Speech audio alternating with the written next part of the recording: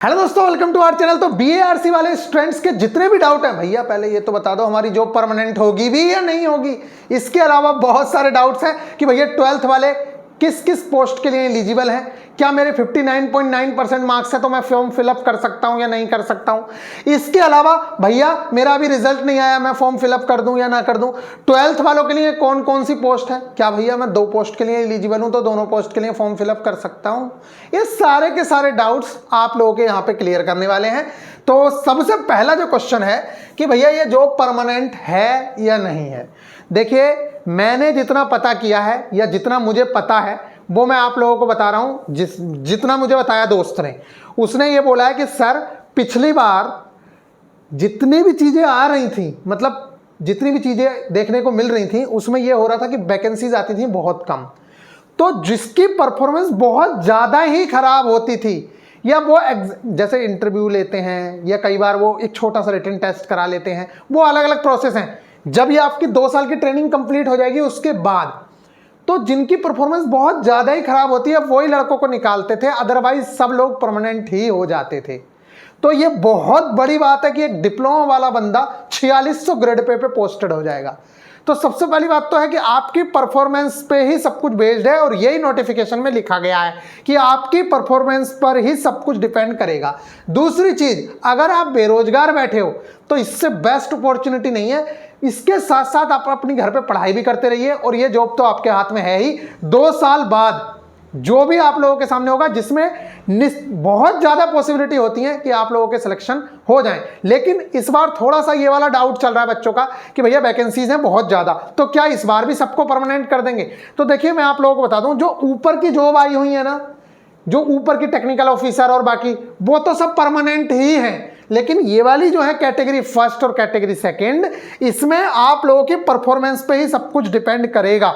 तो अगर आप बेरोजगार बैठे हो, कुछ नहीं है, तो आपके लिए ये बेस्ट अपॉर्चुनिटी है। और उन लोगों के लिए भी ये बेस्ट अपॉर्चुनिटी है, जैसे मान लीजिए आप प्राइवेट कंपनी में जॉब कर रहे हो, आप लोगों को सैलरी तो मिलेगी। सैलरी को तो देखिए ही मत, जब आप परमानेंट हो जाओगे तो आप 4600 ग्रेड पे पोस्टेड होगे। ये बहुत बड़ी बात होने वाली है। तो जितना मुझे पता है, ये वाली बात अभी पता चली है। बाकी मैं एक बंदे से और कॉन्टेक्ट करना चाह रहा हूं, उसका नंबर मुझे को मिला नहीं, मतलब जो पुराना नंबर है वो काम नहीं कर रहा है, तो अब मैं उससे कॉन्टेक्ट करने की कोशिश कर रहा हूं। वो भी बीएआरसी में है, तो जितनी इंफॉर्मेशन मिलेगी वो भी मैं आप लोगों को बता दूंगा। ये हो गया, ठीक है। इसके बाद, और ये जो एग्जाम वगैरह होते हैं ना, ये इसी में नहीं, डीआरडीओ में भी होते हैं प्रमोशन के लिए, कि भैया थोड़ा सा आपका या तो इंटरव्यू ले लेगा या छोटा सा एग्जाम हो जाएगा। तो वो सब जगह होता है। जैसे आप डीआरडीओ में एसटीए की पोस्ट पे जाते हैं, क्योंकि उसका तो मैंने एग्जाम क्वालिफाई भी किया हुआ है, तो मैं बता रहा हूं, वहां भी जैसे आपने कर लिया, आप क्वालिफाई हो गए, फिर उसके बाद जैसे ही आपका प्रमोशन आता है, जब आप टेक्निकल ऑफिसर बनते हैं या उससे आगे प्रमोशन आता है, तो वो सारे के सारे आपकी परफॉर्मेंस बेस्ड ही होते हैं। तो ये वाली चीज हो गई। दूसरी चीज, 12th वाले भी फॉर्म फिलअप कर सकते हैं क्या। भैया ये बहुत अच्छी अपॉर्चुनिटी है आपके लिए। 800 के आसपास पोस्ट हैं, अभी मैं दिखाऊंगा। 800 के आसपास आपकी पोस्ट है। ये बहुत बहुत बेस्ट अपॉर्चुनिटी है 12th वाले स्टूडेंट के लिए। तो ये लगा लो, डीआरडीओ में वो बहुत आगे जा सकता है, क्योंकि डीआरडीओ का नाम, यहाँ बीएआरसी में वो बहुत ज्यादा आगे जा सकता है, क्योंकि उसको पढ़ने की अपॉर्चुनिटी भी मिलेगी। और अभी 12th किया है उसने, उसके पास फुल अपॉर्चुनिटीज हैं। वो बीटेक भी बीएआरसी से ही करो, सब कुछ बीएआरसी से करो, और अपनी तैयारी भी करते रहो। यहां तो परमानेंट तुम हो ही जाओगे, और नहीं भी होते हो तो कोई दिक्कत नहीं है। 2 साल की इनकी इंटर्नशिप भी बहुत बड़ी बात है, साथ में इनके यहाँ से बीटेक कर लो, या बाकी जो पढ़ाई करनी है आप पढ़ाई भी कंप्लीट करते रहो। ये हो गया 12th वालों की। वैकेंसीज भी दिखाऊंगा। क्या हम 2 पोस्ट के लिए एलिजिबल हैं तो कर सकते? बिल्कुल। अगर आप 12th किए हुए हो तो आप 12th की पोस्ट पे भी एलिजिबल हो, आप 12th से भी फॉर्म फिलअप कर सकते हो। लेकिन वो फॉर्म फिलअप होगा कैटेगरी फर्स्ट में। कैटेगरी सेकंड का आपको सेकंड फॉर्म भरना पड़ेगा, दूसरा वाला। लेकिन अब दिक्कत ये होगी कि आप सोच रहे होगे कि एग्जाम शायद एक दिन नहीं होंगे, अलग अलग डेट पे ही एग्जाम होगा। उनका कैटेगरी सेकंड वालों का अलग होगा, कैटेगरी फर्स्ट वालों का अलग होगा। तो आपको पूरा टाइम मिलेगा इसके लिए भी, उसके लिए भी। तो मेरे हिसाब से दोनों पोस्ट पे एलिजिबल हो। क्या जैसे एएलपी में होता है, क्योंकि एएलपी में तो अब हम लोग घुसे पड़े पूरी तरीके से, उसके एग्जाम की तैयारी भी करा रहे हैं। एएलपी में क्या होता है, 12th पीसीएम की पोस्ट आती है। तो अगर आपने बीटेक भी किया हुआ है तब भी आप 12th पीसीएम की पोस्ट से टेक्नीशियन बन सकते हो। आपने डिप्लोमा किया हुआ है तब भी आप टेक्नीशियन बन सकते हो 12th पीसीएम से। और इसके साथ साथ आप ALP तो बन ही सकते हो, लेकिन जो ITI वाले बच्चे हैं वो 12th PCM से अगर उन्होंने किया हुआ है तो वो 12th PCM की पोस्ट भी फिलअप कर सकते हैं, टेक्नीशियन की भी कर सकते हैं, ALP की भी कर सकते हैं। उनके पास 3 ऑप्शंस हैं, लेकिन वहां फॉर्म एक ही होता है, वहां प्रेफरेंस डाली जाती है। यहां क्या है, अगर वो प्रेफरेंस डलवाएगा तो ठीक है, अदरवाइज आपको 2 फॉर्म फिलअप करने हैं। मैंने इसका फॉर्म फिलअप करके नहीं देखा है, नहीं तो मैं आप लोगों को वो वाली चीज भी क्लियर कर देता, जिनको क्लियर है वो बता दो, ठीक है। दूसरी चीज, पिछली बार जो मैंने आप लोगों को, जैसे आप लोगों को पता होगा कि भैया मैंने स्ट्रेटजी वाली वीडियो बनाई है, सिलेबस वाली वीडियो बनाई है, इसके आगे भी आप लोगों को कंटिन्यूस वीडियो मिलेंगी। अगर आप लोगों का इंटरेस्ट रहा, मतलब आपने वीडियोस को अच्छे से रेस्पॉन्स किया, ज्यादा से ज्यादा बच्चों ने वो वीडियोस को देखा या आप लोगों ने शेयर किया, तो फिर मेरे को लगेगा कि हाँ भाई आप लोग इंटरेस्टेड हो, तो आप लोगों के एप्लीकेशन पे टेस्ट भी डालना स्टार्ट कर देंगे। बहुत सारे टेस्ट तो हम फ्री ऑफ कॉस्ट ही आप लोगों को प्रोवाइड करा देंगे। जो आपका CBT बन आने वाला है, मतलब जो प्रिलिमिनरी टेस्ट है, वो तो पूरा का पूरा उसी से क्लियर कर जाओगे। ये हो गया।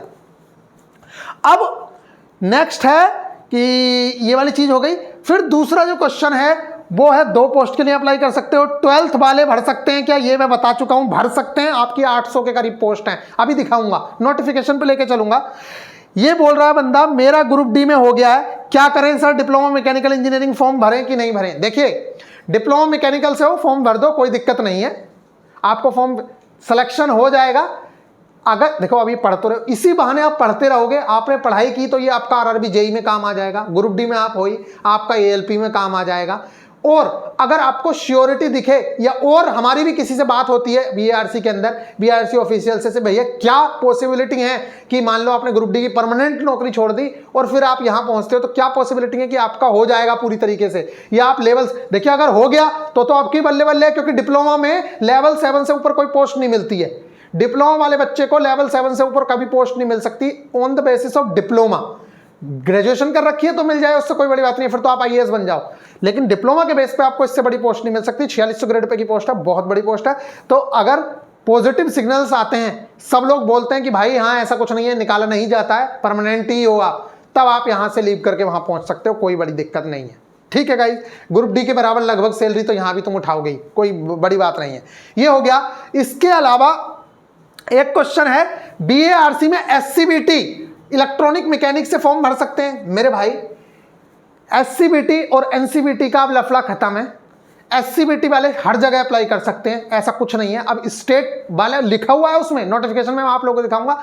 राज्य सरकार से हो चाहे आप केंद्र सरकार से, मतलब जो NCBT वाला होता है आपका डिप्लोमा, चाहे SCBT, दोनों के दोनों एलिजिबल हो, कोई दिक्कत नहीं है। रेलवे में भी एलिजिबल हो, क्योंकि देखो ये आप लोग अभी ये एप्लीकेशन देख रहे हो, इसके अंदर आप लोगों को दिख रहा होगा group D, RRB LP, RRB JEE, maximum RRB पे फोकस्ड है। आप लोग जा सकते हैं अगर आपका मन है, जो RRB LP वगैरह की तैयारी कर रहे हैं। BIP गुरुजी के ऑफिशियल के नाम से एप्लीकेशन है, रेटिंग देखोगे आपकी आंखें खुल जाएंगी। 4.9 स्टार रेटिंग के साथ एप्लीकेशन ट्रेंड में रहती है। 50 के डाउनलोड्स हैं उसके, एक बार जाके सर्च करेंगे, नीचे देखेंगे, रेस्पॉन्स पता चल जाएगा। और मैं आप लोगों से रिक्वेस्ट करूंगा, फ्री ऑफ कॉस्ट वहां पे बहुत टेस्ट डालते हैं हम लोग डेली टारगेट्स कंप्लीट कराते हैं। उन टारगेट्स को अगर आप अचीव करते हैं, फ्री ऑफ कॉस्ट उसका टेस्ट भी कराते हैं डेली, जब भी टेस्ट होता है, तो आप जाके उसको देखेंगे तो आपको पता चलेगा कि क्या कंटेंट दिया जा रहा है। All over India best test series की गारंटी देते हैं कि हाँ भाई जिस तरह का हम टेस्ट प्रोवाइड करा रहे हैं, सॉल्यूशन प्रोवाइड करा रहे हैं, शायद ही कोई प्रोवाइड कराएगा। ग्रुप डी के अंदर बहुत ज्यादा सिलेक्शंस दिए हैं, उनके स्क्रीनशॉट्स भी आप लोग देख सकते हो। बहुत सारे स्क्रीनशॉट्स आपको टेलीग्राम ग्रुप में मिल जाएंगे, एप्लीकेशन पे मिलेंगे, हम लोग डाल रहे हैं और आप लोगों को दिख जाएगा कि कितने ज्यादा सिलेक्शंस हमने ग्रुप डी में दिए हैं, और वो भी बहुत कम पढ़ा के। हमारा जो स्पेशलिटी है वो यही है कि हम कम पढ़ा के ज्यादा सिलेक्शन देने की मतलब बात करते हैं। ये नहीं कि इतना पढ़ा दिया, अरे इतना पढ़ के तो हर कोई सिलेक्शन ले लेगा। सिलेक्शन दिलवाना वो बड़ी बात है, जब आप लोग, बच्चा आ रहा है, बच्चा कह रहा है भैया मैंने तो कुछ भी नहीं किया, अब उस टाइम पे उसे आप क्या पढ़ा रहे हो जिससे कि वो सिलेक्शन ले ले। ठीक इसी तरीके से आपका एग्जाम है, आपका एग्जाम हो सकता है अगले 2 महीने के अंदर, 3 महीने के अंदर हो जाए, तो आपको टू द पॉइंट चीजें पढ़नी होंगी। उसके लिए हम लोग गाइड करने के लिए खड़े हैं और आपको पूरा गाइड करेंगे। बस आप लोग क्या करें, और एग्जाम्स का आप लोग जिन्हें जो नए हैं वो देख लो। मैं खुद क्वालिफाइड हूं, RRB LP, RRB group D, RRB JEE, TRDO, TAB, UP police, ICJ यांत्रिका, NPCIL, UP SSSC के भी एग्जाम, जितनी चीजें यहां लिखी हैं आप लोग देख सकते हो, और वो भी टॉप मार्क्स के साथ। ग्रुप डी में 89 पॉइंट कुछ मार्क्स थे, RRB JEE में 87 मार्क्स हैं, DRDO में 117 मार्क्स हैं, RRB LP में 86 मार्क्स हैं। तो टॉप मोस्ट मार्क्स के साथ आपके सामने खड़े हैं। तो ऐसे ही नहीं है, मतलब अगर आपको गाइड कर रहे हैं तो बेस्ट गाइड करेंगे, ठीक है। इसके अलावा ये वाला हो गया क्वेश्चन। इसके अलावा 12th वाला क्वेश्चन हो गया इलेक्ट्रीशियन के लिए वो। हाँ अच्छा, बच्चे पूछ रहे हैं कि भैया आप ये बताओ कैटेगरी 2 वाली में एग्जाम स्टेज 1 और स्टेज 2 एक ही दिन होगा। तो ये मैं आप लोगों को बता चुका हूं, पहले तो पॉसिबिलिटी थी कि हो भी जाए, लेकिन इससे पहले जो एक एग्जाम हुआ है असिस्टेंट करके कुछ एग्जाम था, उसका नाम भूल गया मैं, पूरा नहीं याद है मुझे। वो एग्जाम 5 महीने के गैप में हुआ था, एक फरवरी में हुआ, फिर दूसरा एग्जाम शायद अगस्त या जुलाई में हुआ, ऐसे मतलब सितंबर, मतलब 5-7 महीने का गैप था उसमें एग्जाम में।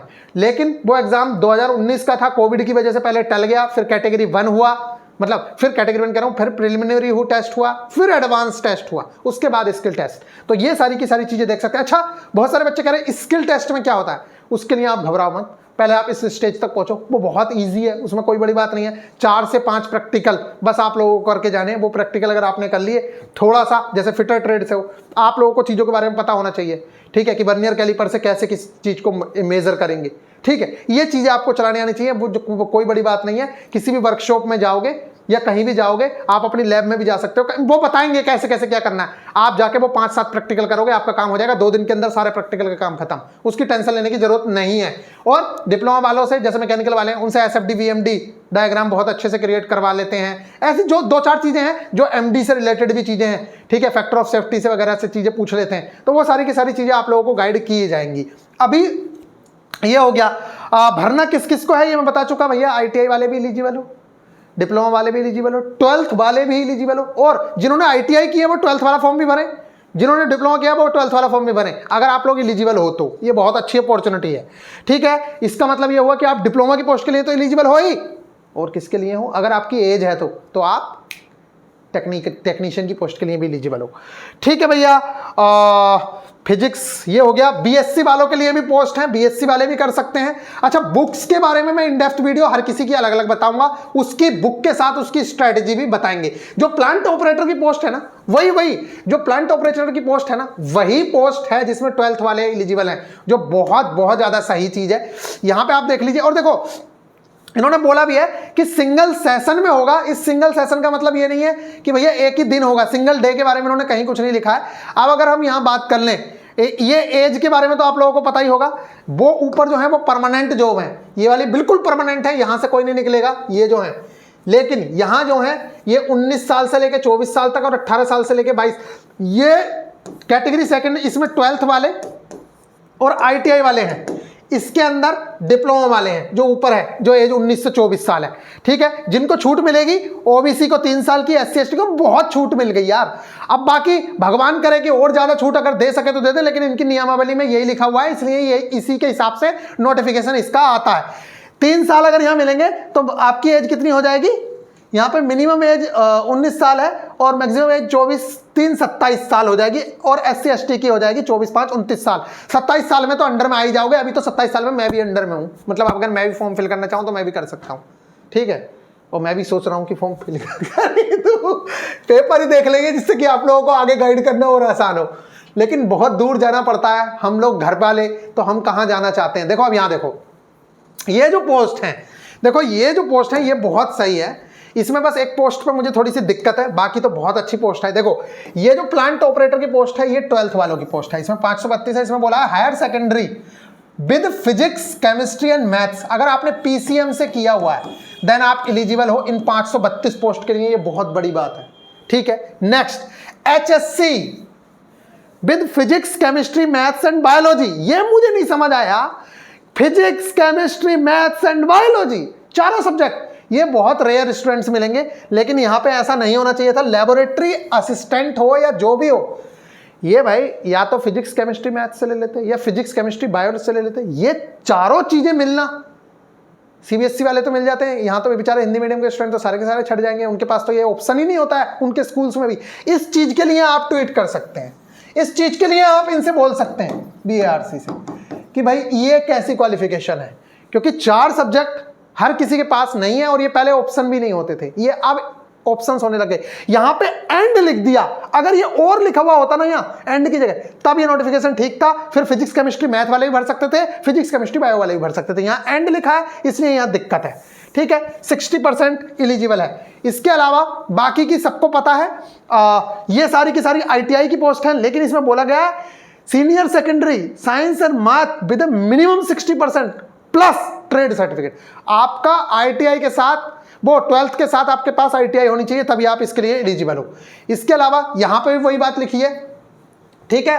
अब अगर यहां पे मैं बात करूं, ये वाली जो चीज है यहां पे लिखा हुआ है, आप लोगों ने ITI किया हुआ है, वो भी 60% मार्क्स के साथ आप लोग कर सकते हो, यहां पे कोई दिक्कत नहीं है। और ITI पे के सर्टिफिकेट में ऐसी कोई परसेंटेज की बात नहीं है, ठीक है। और हायर्स, ये वाली जो चीजें हैं ये BSc वालों के लिए है, ये BSc केमिस्ट्री फिजिक्स मैथ, इन ये लोग भर सकते हैं फॉर्म फिलअप। देखो ये BSc की 117, फिजिक्स की BSc की हुई हो, physics with physics as a major subject, chemistry mathematics, ये सब लोग फॉर्म फिलअप कर सकते हैं। तो ये सारा का सारा नोटिफिकेशन आप लोगों के पास है, दोबारा सेंड कर देंगे। आप लोगों के सारे डाउट्स आई होप क्लियर है। मिलेंगे नेक्स्ट वीडियो में, ख्याल रखिएगा। बाकी आप लोग बता सकते हैं जो भी प्रॉब्लम है। ये वाली जो वैकेंसीज है ये सारी की सारी परमानेंट है, इसका एक भी बंदा निकलने वाला नहीं है, और निकलने के चांसेस तो वहां पे भी नहीं है, इसलिए घबराइए मत। मिलेंगे नेक्स्ट वीडियो में। अगर वीडियो अच्छी लगी हो तो जरूर से जरूर लाइक करके जाइएगा, वीडियो को शेयर कर दीजिएगा। और अगर आप ALP या टेक्नीशियन या JEE की तैयारी कर रहे हैं तो निश्चित तौर से आप लोग जुड़ सकते हैं बेस्ट से बेस्ट कंटेंट के लिए, क्योंकि ग्रुप D में बहुत ज़्यादा सिलेक्शन देने के बाद अब हम लोग ALP JEE की तरफ जा रहे हैं। मिलेंगे नेक्स्ट वीडियो में, ख्याल रखिएगा, टेक केयर।